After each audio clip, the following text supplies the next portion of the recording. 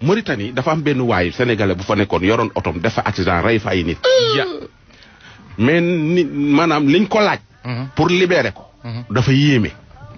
xaalis baa bari te waa ji soo moytul dina dee ca kaso ba. léegi nag sénégalais ya fa nekk.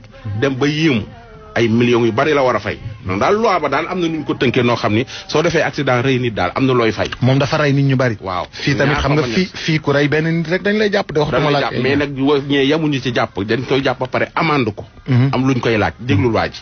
capitaine de pétrole benn capitaine gaal la dafa doon accident fii quoi si géej gi depuis 2015 wante accident bi nag daf mu rey si ñetti naar quoi.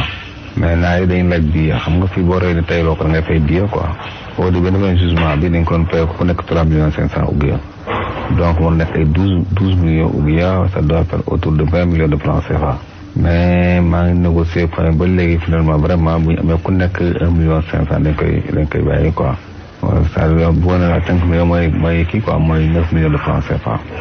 ba tey bii sax maa ngi waxante ñoom mais à 6 millions bu ñu ko amee boobu lay gën boobu léegi nag bind naam sonn quoi amul dara lu si benn réaction amul.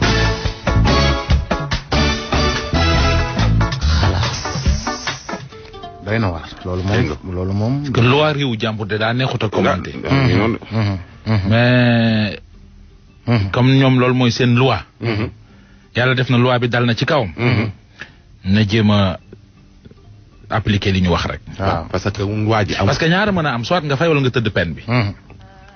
ñaar yu mën a am. waaw comme mënul fay kay na tëdd peine bi. xam nga fay na moom. ndogal moom ban fu nekk la ko yàlla di tegee nit.